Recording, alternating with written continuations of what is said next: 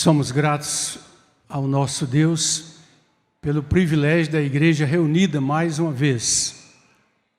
Já adoramos com cânticos, já ouvimos a leitura da palavra, já oramos em vários momentos nessa reunião e agora vamos ouvir a palavra que o Senhor nosso Deus tem para o nosso coração, para a nossa vida nessa noite. O desafio do tempo presente nos convida a ser mais quebrantados e a viver o Evangelho da cruz. Queria que você repetisse: mais quebrantados e vivendo o Evangelho da cruz.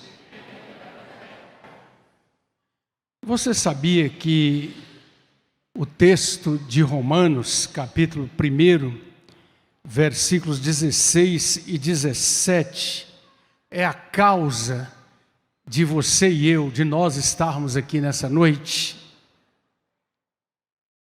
Romanos, capítulo 1, versos 16 e 17. Vamos ler juntos?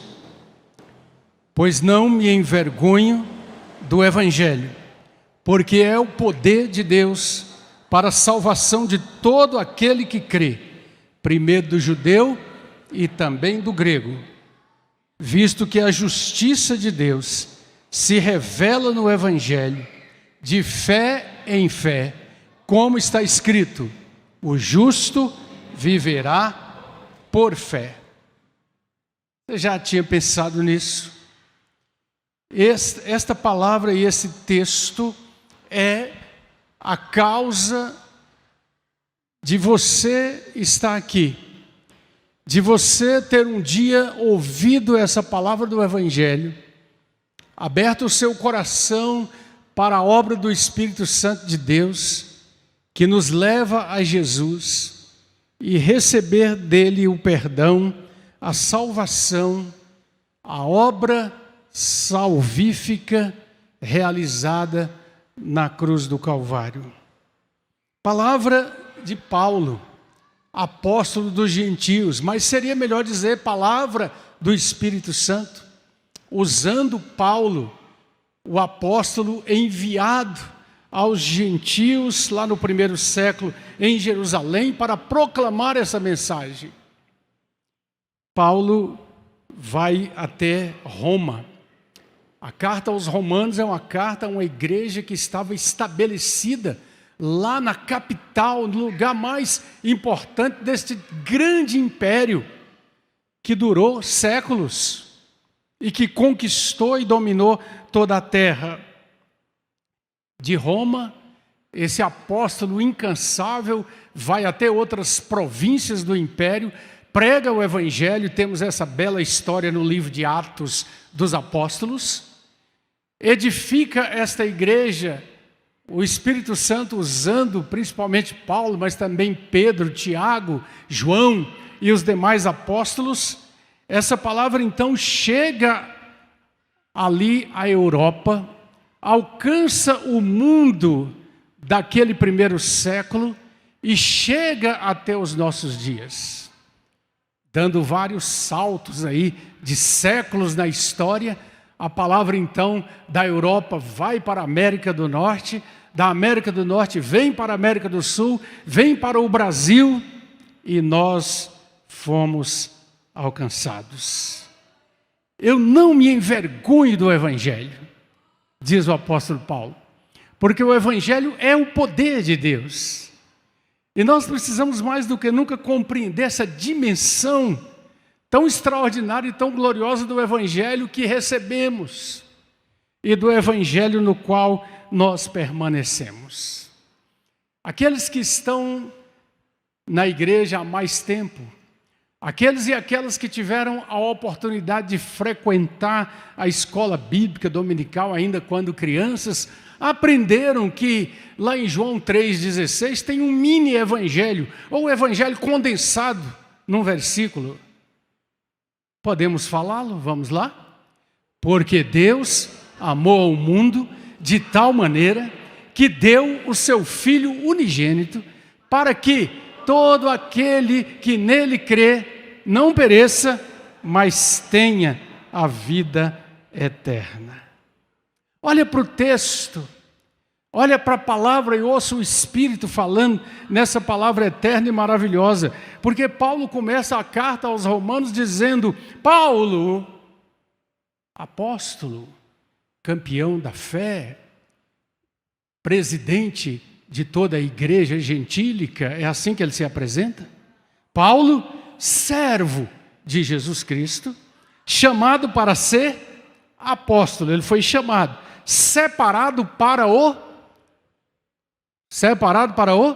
Evangelho de Deus. Diga, o Evangelho é o Evangelho de Deus.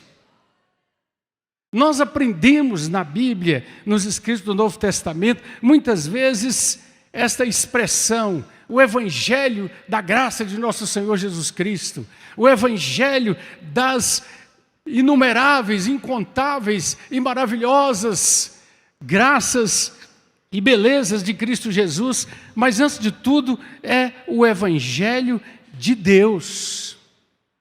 Preste atenção, querido e querida, ouvintes da Palavra de Deus, e você que ouvirá ou está ouvindo pela transmissão na internet ou ouvirá depois, é preciso nesse tempo de tantas mudanças compreender a natureza deste Evangelho que é trazido a nós, revelado pela graça de Deus e que está escrito na palavra que Deus revelou. É o Evangelho que não muda. Eu estava ouvindo uma palestra dia desses, um pedacinho pelo menos, da pessoa falando sobre todas as transformações e mudanças que aconteceram nos últimos 50 anos na humanidade. E a pessoa usou uma frase que é antiga, que eu já tinha também ouvido, e ele disse assim: a única realidade permanente é a mudança. É uma frase de efeito, né? Para dizer que tudo muda, e muda muitas vezes rapidamente. Mas eu quero chamar a sua atenção nesta noite, nessa palavra, que o Evangelho de Deus é imutável. Porque Deus é imutável. Porque o Deus vivo revelado na Bíblia é o eterno. O salmista compreendeu bem isso quando ele disse: de eternidade a eternidade tu és Deus. Nós cantamos aqui nessa noite, talvez aqueles ainda pouco familiarizados com a linguagem evangélica, né? Porque estão cantando tantas vezes dizendo: santo, santo, santo, nosso Deus é santo. Esta declaração fala sobre aquele que é totalmente separado, totalmente outro, totalmente puro, totalmente justo. Poderíamos da mesma maneira cantar: justo, justo, justo, nosso Deus é justo, amoroso, amoroso, amoroso, fiel, fiel, fiel, eterno, eterno. É o Deus vivo. O Evangelho não muda. Foi o mesmo Evangelho antes da pandemia e continuará e continua sendo o Evangelho depois da pandemia. Foi o mesmo Evangelho antes que o Império Romano caísse e é o mesmo Evangelho depois que o Império Romano deixou de existir. Foi o Evangelho, é o Evangelho que já estava presente no mundo antes das trevas da Idade Média, conhecida por muitos como a Idade das Trevas, e é o mesmo Evangelho depois que aquele tempo passou e tantas coisas aconteceram na história. É o Evangelho que foi pregado, testemunhado e vivido pela Igreja do Senhor antes da Primeira Guerra Mundial, depois dela, antes da Segunda Guerra e depois dela, porque é um Evangelho que não muda o sabor dos acontecimentos humanos. É o Evangelho antes dos políticos, dos partidos, das propostas e vertentes, de todos os matizes ideológicos, mas continua sendo o Evangelho da graça de Deus. No tempo em que a doutrina comunista, marxista, materialista, tinha um aplauso quase unânime do mundo e parecia uma revolução que conquistaria toda a terra, diziam os ideólogos dessa revolução: Deus está morto. Precisamos acabar com a ideia de Deus no mundo, porque o cristianismo é uma droga para alienar as pessoas. Lenin Marx dizia: o evangelho é o ópio dos povos. Passou a Revolução Marxista Internacional, os seus líderes já não estão mais aqui, e o evangelho continua sendo o poder de Deus para a salvação de todo aquele que crê. Isso é muito precioso. Nós somos desafiados todo o tempo, amados, a retornar às raízes da nossa fé. O evangelho foi o mesmo antes de você experimentar sua conversão pessoal, e continua sendo o mesmo. O evangelho estará presente até o cumprimento pleno da promessa de Deus, mesmo depois que eu e vocês partirmos daqui, porque o evangelho é eterno e precioso e maravilhoso. Nesse tempo de mudanças tão intensas, tão radicais, precisamos compreender que essa declaração bíblica poderosa, tremenda do apóstolo Paulo: eu não me envergonho do evangelho, porque é o poder de Deus para a salvação de toda aquela que crê. Imagine você, Paulo de Tarso, lá no primeiro século, escrevendo estas palavras no momento em que o Espírito Santo está usando o seu filho para trazer essa tremenda revelação do que Deus estava realizando desde a eternidade e agora se torna uma realidade no tempo e na história. É o evangelho eterno.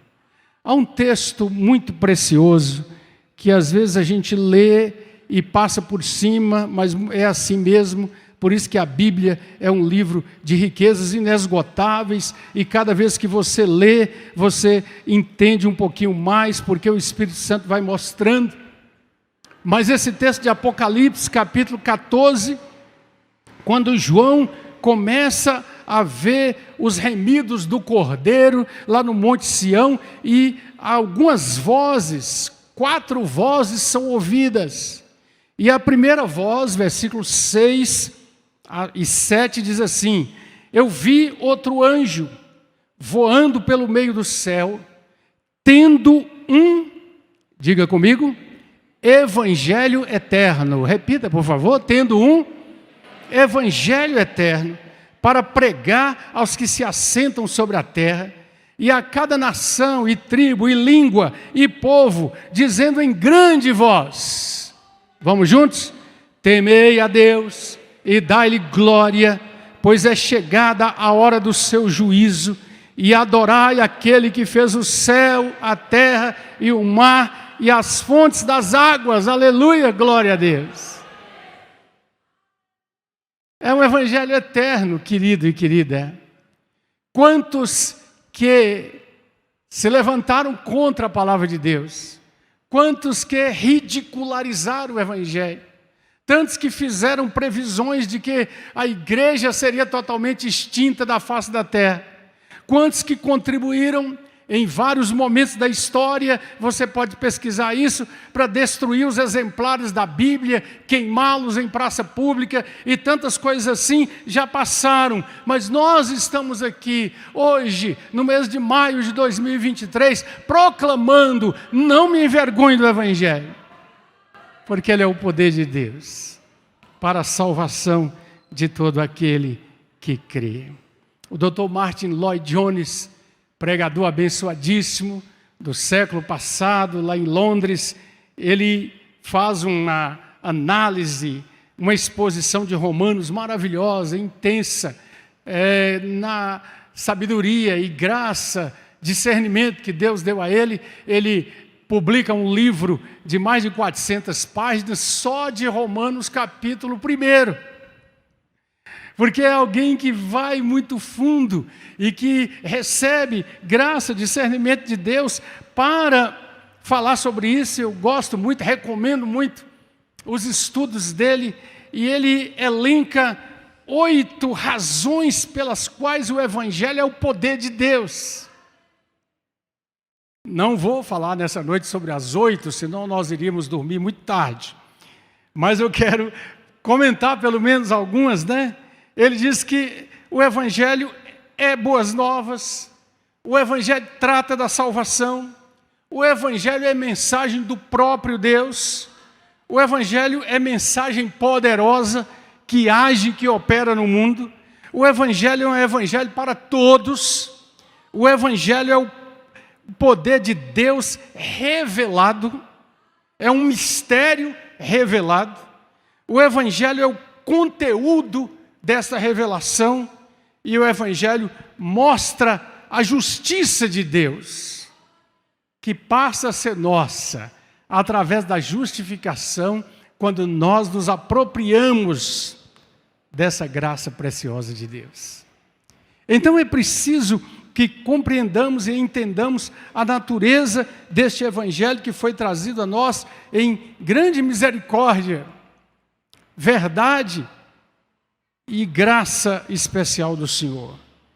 O Evangelho são boas novas, boas novas.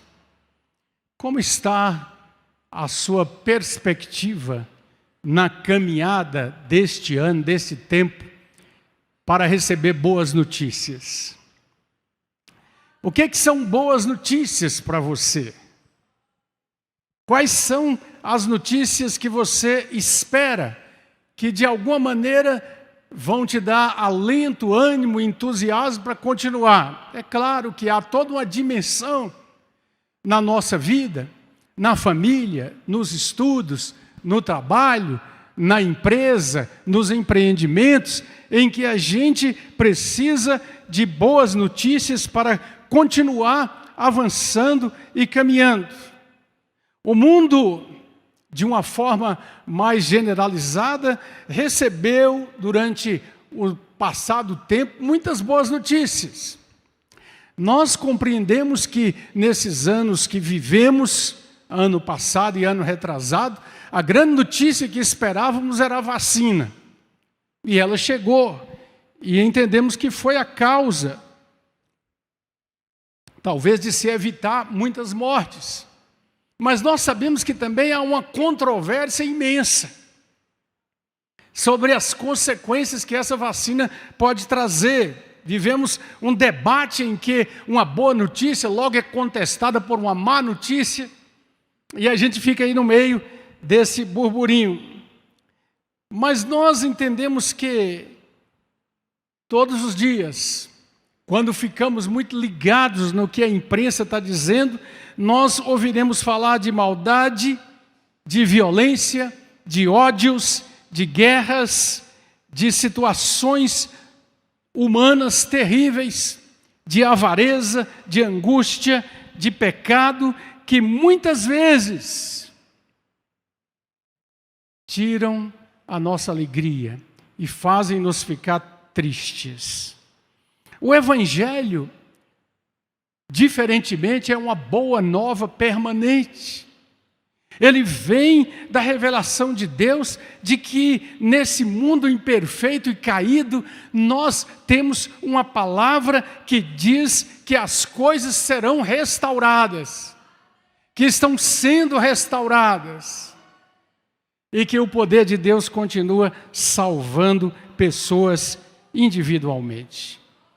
Eu gosto muito das narrativas de Lucas, quando o Evangelho, que é encarnacional, que é uma pessoa, Jesus Cristo o Senhor, e quando Lucas descreve tudo aquilo que aconteceu quando o Filho de Deus chegava ao mundo como uma criança frágil lá em Belém. Lá no capítulo 1, versículo 14 de Lucas, nós encontramos, versículo 10, melhor dizendo, quando o anjo traz uma notícia para os pastores. Então ele diz, Lucas capítulo 1, versículo 10, não temais, porque eu trago para vocês o quê? boas novas, diga boas novas. Boas novas de grande alegria. Temos o texto aqui, né? Lucas 1, capítulo 10. Acho que estou errado aqui com relação ao texto. Mas está no capítulo 1 de Lucas. Eu vos trago boas novas de grande alegria. É uma notícia incomparável. É a mais maravilhosa, é 2:10, né, pastor? É a mais maravilhosa notícia que o mundo poderia receber. A fonte dessa notícia não é a CNN, não são as agências globais de comunicação. A fonte dessa notícia é o próprio Deus, que envia aquela multidão de anjos aos pastores para dizer: não temam, porque eu trago a vocês boas novas de grande alegria. É o Evangelho de Deus. É a notícia de que o Cordeiro de Deus se fez carne e habitou entre nós. E nós vimos a sua glória. Glória como do unigênito do Pai. Segunda razão, porque o Evangelho é o poder de Deus, é que ele trata da salvação. O que é salvação? Salvação é uma grande palavra da Bíblia, que está presente no Antigo Testamento, mas que é trazida a uma encarnação real, a uma prática real na Nova Aliança. Nós podemos interpretá-la como segurança espiritual, cura e livramento de alguma coisa para outra coisa, de um perigo, de uma ameaça, de uma condenação, para que agora estejamos salvos na manifestação da graça. O Evangelho é o poder de Deus porque ele fala da salvação. Deus amou o mundo, enviou seu Filho unigênito. Desde os tempos da filosofia grega, eles pensavam em alguma coisa que pudesse mudar o mundo, redimir e mudar as pessoas. E nós encontramos em Atos dos Apóstolos Paulo lá em Atenas, diante do Areópago, ouvindo aqueles filósofos que ali discutiam com ele, e para anunciar para eles que a verdade do Evangelho que salva estava chegando. E aquele que dá vida e respiração a todos é aquele que eles até dedicaram um altar, chamando-o de Deus desconhecido, mas ele agora se torna conhecido. Ele é o Criador de todas as coisas, ele está presente para redimir. Bendito seja o Senhor. O Evangelho, amados, ouvintes da palavra de Deus, não é uma nova ideia para mudar o mundo. Não é uma filosofia bem tramada, bem estabelecida, com razões humanas e conceitos humanos fortes, para que alguma coisa possa parecer verdade e fazer algo bom.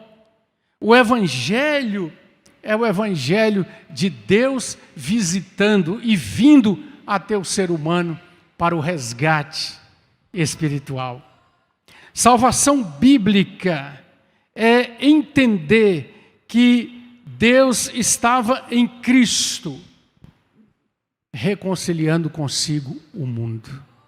É a mensagem de perdão, é a mensagem que tira o fardo da culpa de nossos ombros e que nos faz entender que tudo aquilo de que nós não éramos capazes para receber a liberdade e a convicção de que somos filhos de Deus, Deus colocou sobre o seu Filho os nossos pecados, para que nós pudéssemos receber a justiça dele, que caiu sobre o Filho sem pecado, para que pudéssemos alcançar o perdão. Alguns teólogos dizem que há uma libertação tríplice, e é verdade bíblica no Evangelho. Ele nos liberta da culpa do pecado, repita por favor, da culpa do pecado, do poder do pecado, da corrupção do pecado. O Evangelho trata da salvação porque nós estávamos debaixo da ira de Deus. Nós tínhamos toda a certeza da nossa condenação.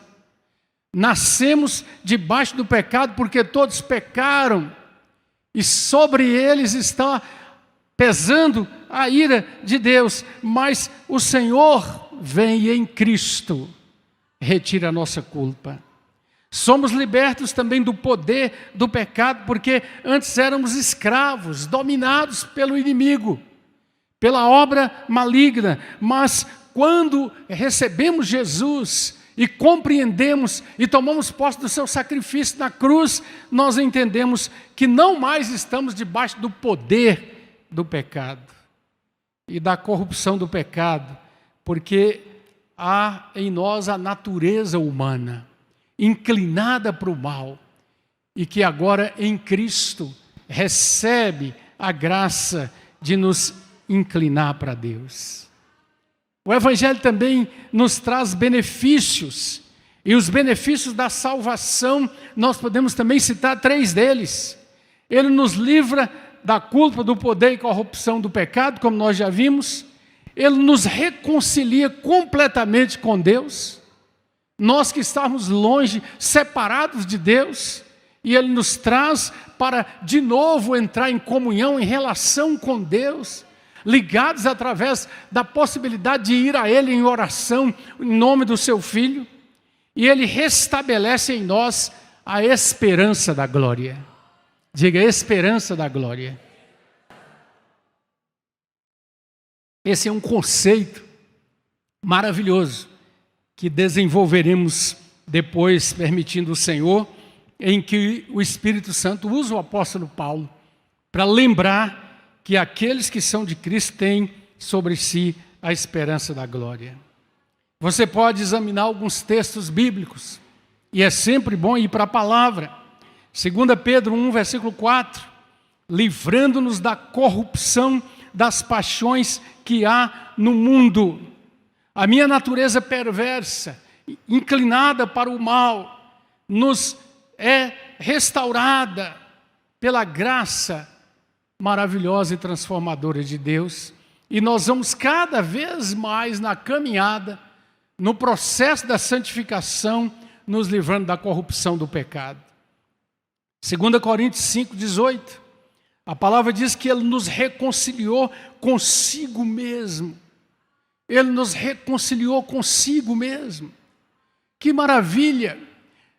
Quem sabe muitos de vocês aqui, juntamente comigo, já experimentaram momentos de reconciliação na família, irmãos brigados entre si, desentendimento entre marido e mulher, pai e filho, e de repente alguma coisa aconteceu, um caminho de diálogo foi estabelecido, alguém ajudou em oração, a graça de Deus se manifestou, houve arrependimento, o orgulho foi deixado de lado, e que bom quando aquela comunhão que foi quebrada é restabelecida pela reconciliação, e o abraço da reconciliação é dado.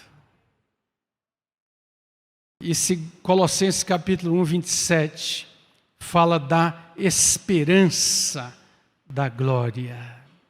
A palavra de Deus diz que um dia o nosso corpo de humilhação será transformado em corpo de glória. Não podemos compreender na teologia o que é isso. Vai muito além da nossa capacidade de especulação humana. O fato é que a palavra promete que nós seremos como o Senhor, no poder da sua ressurreição, trazendo ao ser humano caído uma possibilidade de contemplar a face de Cristo. Havia uma canção que a gente cantava ainda criança, lá em Almenara, e eu gostava dessa canção. Ela dizia: quando o meu corpo baixar à sepultura, um canto novo a minha alma entoará, e lá no céu uma coroa terei garantida por Jesus. Algo precioso e bom. Precisamos compreender que o ser humano em pecado está debaixo da ira de Deus, e a ira de Deus envia o pecador à condenação, perdição e destruição. Precisamos ser libertos dessa destruição. Salvação nos concede em Cristo perdão, libertação e restauração. E a primeira salvação que experimentamos é ser salvos da ira de Deus. Jesus se interpôs entre nós e o justo juízo de Deus. E então agora Ele olha para nós e não enxerga a nossa corrupção deformadora, mas enxerga seu Filho e a sua obra acontecendo na nossa vida. Glória a Deus. Também aprendemos, quando lembramos desse texto maravilhoso, eu não me envergonho do Evangelho, porque é o poder de Deus para a salvação de todo aquele que crê, que nós experimentamos um tempo e tempos na história da nossa caminhada, da nossa salvação. Nós podemos dizer com relação ao tempo que já estamos salvos. Repita, por favor. Já estamos salvos. Estamos sendo salvos. E seremos salvos. Preste atenção que é preciso compreender isso. Já estamos salvos, justificados, pois pela fé temos paz com Deus, por nosso Senhor Jesus Cristo. Aproximamo-nos de Cristo. Entendemos pela fé e pela obra do Espírito Santo essa palavra de salvação, a obra de Cristo, e nos entregamos a Deus através do seu Filho. Então, somos salvos e recebidos. O Senhor Jesus disse, e João registrou, todo aquele que o Pai me dá, vem a mim, e o que vem a mim, de maneira nenhuma, eu o lançarei fora. Estamos sendo salvos, lembrando que há uma ação progressiva. Romanos 6,14, ele diz que o pecado não terá domínio sobre nós. Nós ainda estamos no mundo, nós ainda estamos debaixo de muitas tentações do inimigo. Nós ainda carecemos muitas vezes de uma força específica que ainda não temos. Caímos, mas se somos de Cristo, não ficamos prostrados, Ele nos levanta. Ele usa alguém, Ele usa a igreja do Senhor, a comunhão dos santos, um pai, um irmão, um intercessor, alguém que ora por nós. Portanto, não devemos desanimar e nem correr da igreja quando caímos em pecado. Pelo contrário, este é um lugar de pecadores que estão buscando graça em Cristo, restauração no poder de Deus.